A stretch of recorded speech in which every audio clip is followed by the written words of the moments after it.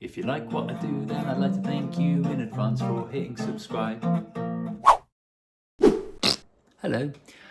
A Mansion on the Hill by Hank Williams is a really lovely country song which has very simple chords for the left hand and a really nice sort of strumming pattern for the right hand that I think it's just an ideal song to learn. Plus it's just really nice to sort of just play that, you know, just to relax in an evening. So check it out, this is how to play it. We just need a few chords for this. We've got a normal chord of A, so a normal A major chord.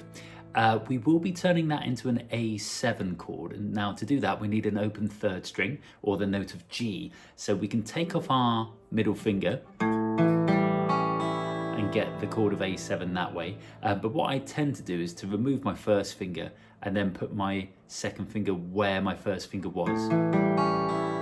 I just find that doing that is a bit more fiddly, whereas moving my second finger across my middle finger makes life a little bit easier for me. So anyway, so we've got the chord of A and we turn it into an A7.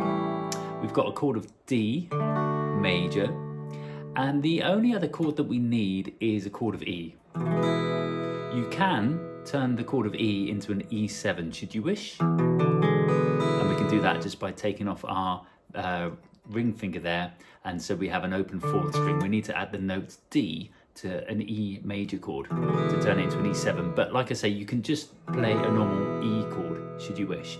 So we have a chord of A, a chord of A7, a chord of D, and a chord of E, or an E7 if you would prefer to play that.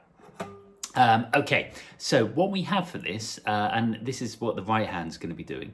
If we take a chord of A, what we'd like to do is to play the bass note on its own, so that's going to be string 5 because it's a chord of A, and then with a down we're going to catch maybe strings 3, 2 and 1. So we have this for the chord of A. Oh, I did that a little bit wrong, like that. For an A7 we can do the same thing, so 5th string is our bass note, and we're just catching string 5 and then the strings 1, 2 and 3. For the chord of D, our bass note is now the D string, so the 4th string. So that's how we can do that one. And for the chord of E, it's going to be string number 6. And that would be the same whether we do an E7.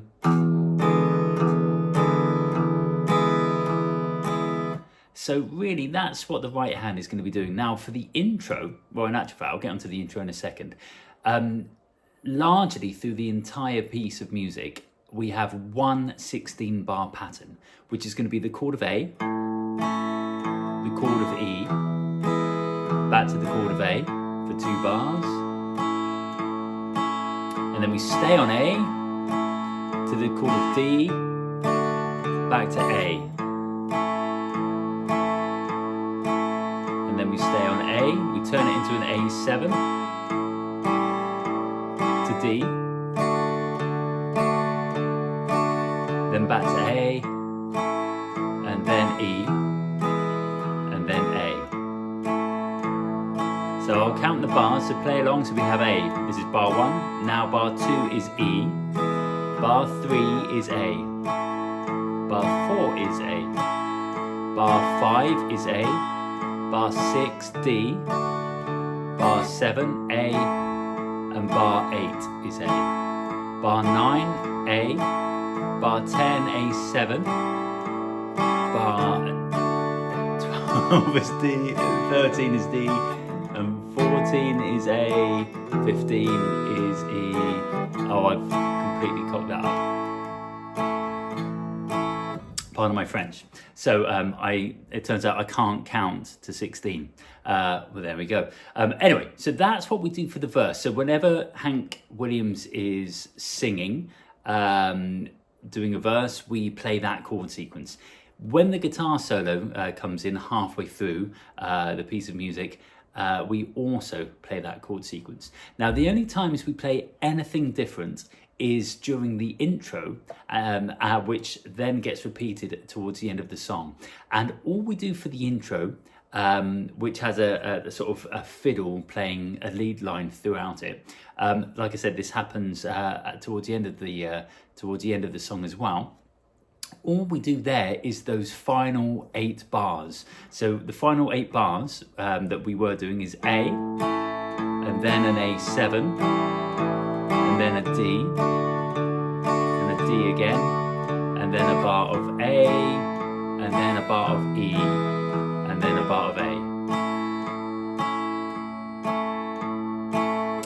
And so the structure of the song is intro, so that's those 8 bars, sorry, I've just said. And then we have verse 1, which is the 16 bars. We then have verse 2, which is those 16 bars. We then have a guitar solo, which again is those 16 bars. We then have verse 3, which is the 16 bars. We then have a string or a fiddle solo, which is the same as the intro, so it's 8 bars. And then we have verse 4, which is the 16 bars. And then that's the entire track. So that's all we do. Now, I will put a link in the description for the particular version of A Mansion on the Hill by Hank Williams that you should check out. There's loads and loads of different versions, and some have quite out of tune guitars. So the one that I link to in the description will hopefully be the most sort of in tune. So you can pick up your guitar and play along with that particular song once you've learnt the song structure and the chords and all that. So one last point to think about is actually, if you can do it with the guitar pick, that's great. Playing the bass note and then playing the chord, you know, like that. But you could, if you wanted to, put the guitar pick down and just with your thumb play a bass note, so over the chord of A, and then just with your first finger or the rest of your fingers, you could just do a downward motion and catch the rest of the strings. So that's an option as well. So then E, then A,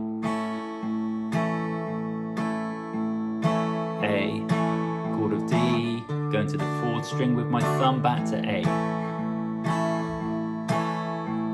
then A, turn it into an A7, then D,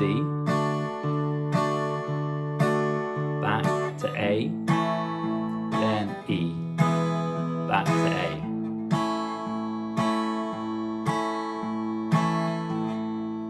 Anyway, give that a go. Good luck and follow me.